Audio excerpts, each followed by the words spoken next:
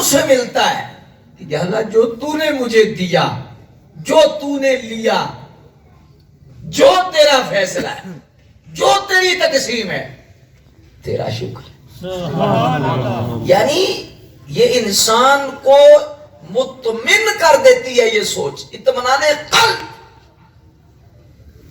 اور یہی منزل ہے یا ایتھا النفس المطمئنہ.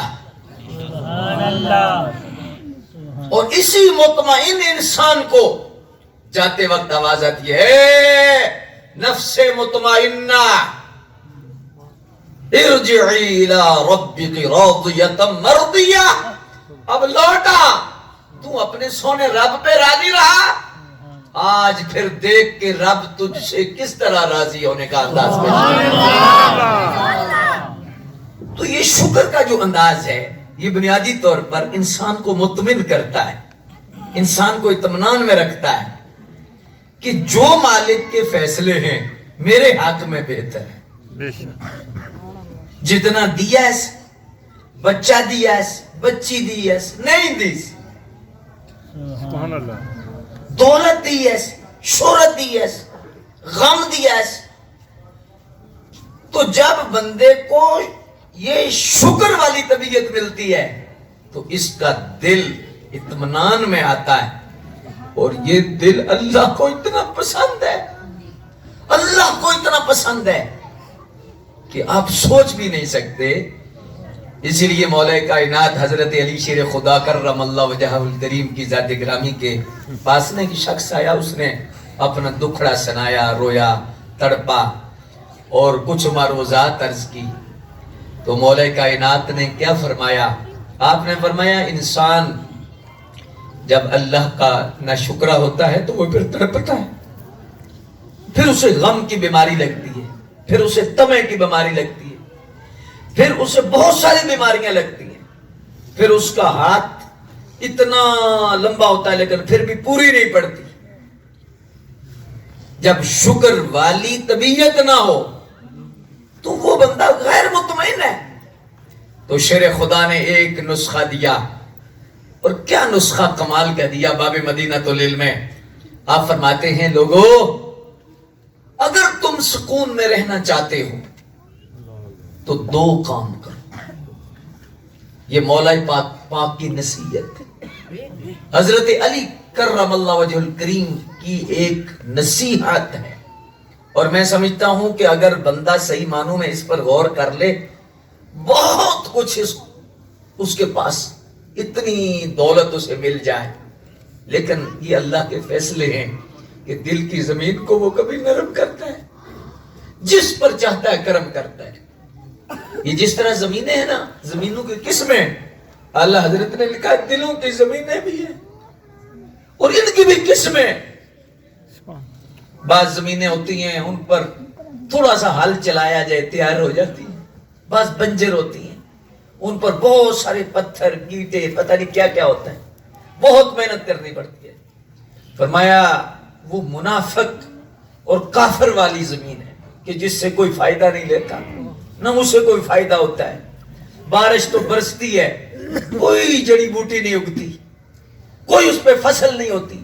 حالانکہ بارش رحمت تو اس پر بھی برستی ہے، رحمت تو اس حصے کی اسے ملتی ہے، لیکن زمین ایسی ہے کہ اس سے کچھ اگتا نہیں. فرمایا یہ کافر کی زمین ہے، یہ منافق کی زمین ہے. اور فرمایا مومن کی مثال اس زمین کی طرح ہے کہ فرمایا جو زمین بے شک ظاہری طور پر تو بنجر ہو، لیکن جب اس پر تھوڑی سی بھی محنت کی جاتی ہے نرم ہو جاتی ہے.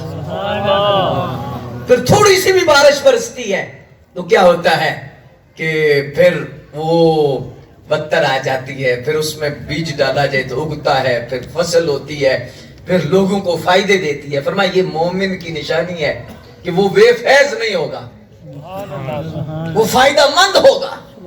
اور جو فائدہ مند ہے وہی عقل مند ہے.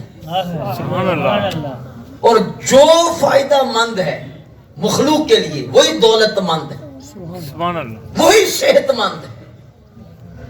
اس اسے اللہ پاک نے نوازا ہوا ہے. تو شیر خدا کرم اللہ وجل کریم فرماتے ہیں لوگو یہ 2 کام کرو اگر سکون چاہتے ہو. آئے دیکھو نا ہمارے گھروں میں بے سکونی ہے، بے چینی ہے. جتنی دولت زیادہ اتنی بے سکونی. جتنا دوڑ لگائی ہے اور لگائی ہوئی ہے.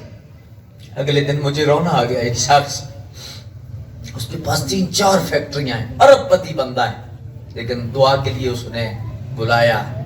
پروگرام تھا تو بعد میں سب کو نکال کر اکیلے میں مجھے کہنے لگا حضرت یہ میرے سیمپل ہے اور جرمن میں ایک پارٹی ہے تو دعا کریں کہ وہ پاس کر رہے ہیں.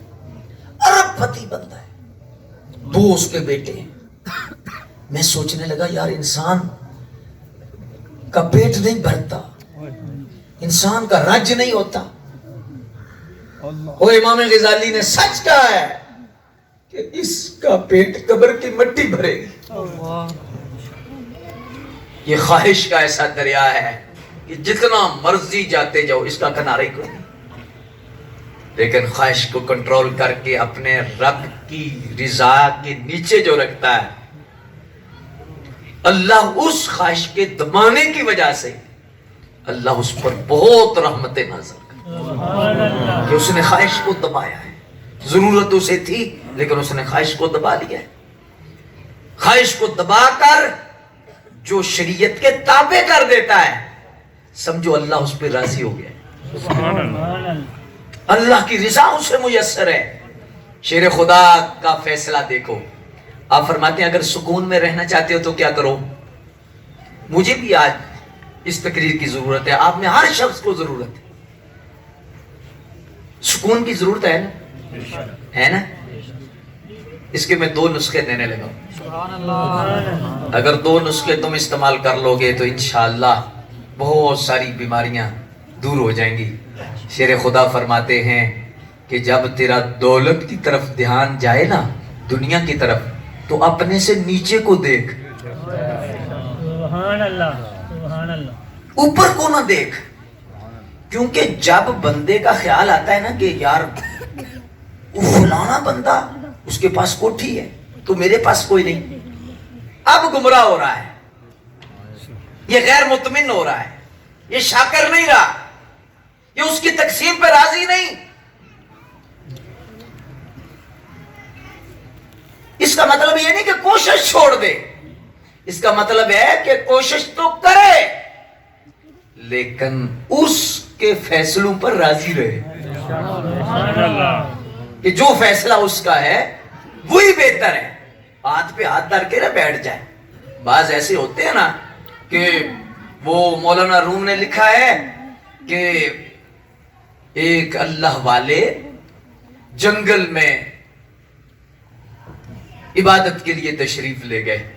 تو جب گئے رستے سے گزر رہے تھے تو دیکھا ہے کہ ایک اپاج لومڑی ہے، اپاج لومڑی ہے، اور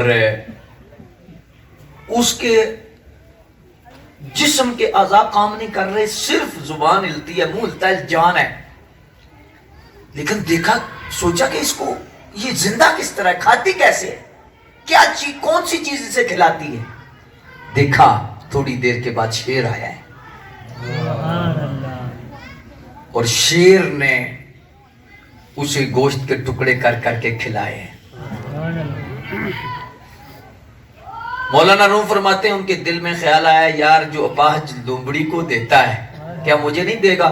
کمانا چھوڑ دیا، سب کچھ چھوڑ دیا، کہا مجھے تو اللہ تو جب لومڑی کو تو دے سکتا ہے تو مجھے کیوں نہیں دیتا.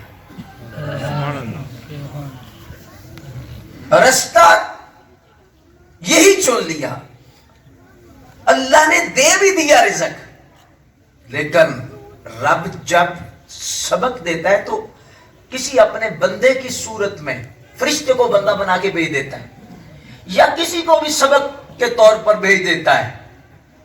درویش قریب سے گزرے، کہا آرام سے بیٹھے ہوئے خیر ہے، آپ نے ہر چیز چھوڑ کے بیٹھ گئے. کہا میں نے یہ واقعہ دیکھا ہے کہ لومڑی کو بھی اللہ دے رہا ہے. تو آپ نے ایسے نظر اٹھا کے دیکھا، کہا تو نے لومڑی بننا پسند کیا, شیر بننا کیوں پسند نہیں کیا؟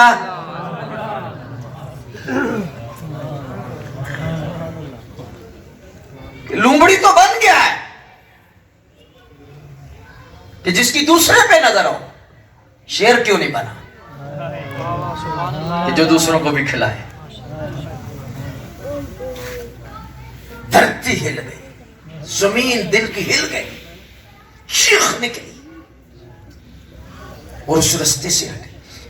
اس کا مطلب توکل کا, تشکر کا اور اس رستے کا یہ نہیں کہ بندہ محنت چھوڑ دے, محنت نہ چھوڑے, لیکن صرف نظر اس پر رکھے کہ جو میں محنت کر رہا ہوں اس میں بھی برکت دینے والی وہی ذات ہے اور مجھے ملے گا وہی جو اس نے میرے مقدر میں لکھا ہے. تو جب بندہ دوسرے کو دیکھتا ہے نا, کیا کہ یار اس کے پاس تو گاڑی ہے, اس کے پاس تو کوٹھی ہے, اس کے پاس تو اتنی جائیداد ہے, تو میرے پاس کیوں نہیں؟ کیا بات ہے مولا علی کی, ایک جملے میں سارا دین بند کر دیا. باب مدینہ العلم ہے. فرمایا جب دولت کی طرف دھیان جائے نا, دنیا کی طرف, تو اپنے سے اوپر نہیں دیکھنا, اپنے سے نیچے دیکھنا ہے. کیا مطلب؟ کہ مثال کے طور پر ایک بندے کے پاس گاڑی ہے اور جب اوپر دیکھے گا تو وہ لینڈ کروزر یا اس سے آگے دیکھے گا یا جہاز کو دیکھے گا, کیونکہ اس کا نفس تو بھرا ہی نہیں. جہاز خرید کر بھی لوگ خیر مطمئن نہیں, اطمینان ہی کوئی نہیں. میں نے مثال آگے دے دی ہے. وہ بندہ دعا کرا رہا ہے, یہ اس ہفتے کی بات ہے, وہ بندہ دعا کرا رہا ہے کہ جس کا ہیلی کاپٹر اپنا ہے اور دعا کرا رہا ہے, تو کیا نتیجہ ملا کہ اسے اطمینان نہیں, وہ اس کی بھوک ابھی مری نہیں, مطمئن نہیں ہوا. تو جب اوپر دیکھے گا نا تو اس کی دوڑ بڑھ جائے گی, لیکن جب مولا کائنات کے حکم کے مطابق نیچے دیکھے گا کہ یار میرے پاس تو گاڑی ہے, یہ بندہ تو موٹر سائیکل پر ہے, یہ بھی گزارا کر رہا ہے. اگر موٹر سائیکل پر ہے تو دیکھے کہ یہ تو سائیکل پر ہے, یہ بھی تو گزارا کر رہا ہے. میرے میں اور اس میں کیا کمی ہے؟ یہ اسے بھی رب نے بنایا, مجھے بھی رب نے بنایا. مجھے گاڑی دی, مجھے موٹر سائیکل دیا, اس کے پاس تو موٹر سائیکل بھی نہیں, یہ تو غریب ہے, یہ تو ہے بھی پیادل. پیادل والا بھی پریشان نہ ہو کہ اللہ نے تجھے صحت دی ہے, تندرستی دی ہے, زندگی دی ہے, تجھے چلنے کی توفیق دی ہے. کچھ ایسے بھی لوگ تو ہیں جو چل ہی نہیں سکتے, کھا ہی نہیں سکتے, دولت کے انبار ہیں, لیکن کیا ہے, ایک کاوا سوکھی روٹی ڈاکٹر نے اجازت دی ہے, یہ چیز بھی بند, یہ چیز بھی بند, یہ چیز بھی بند, یہ چیز بھی بند. تجھے اللہ نے اتنی صحت دی ہے, تو مرضی سے سوتا ہے, آرام سے سوتا ہے, نہ کوئی گولی کھاتا ہے, نہ کوئی ٹینشن ہے, آرام سے سوتا ہے, صبح اٹھتا ہے. یہ اتنی بڑی دولت ہے کہ یہ تو اربوں سے بھی نہیں ملتی.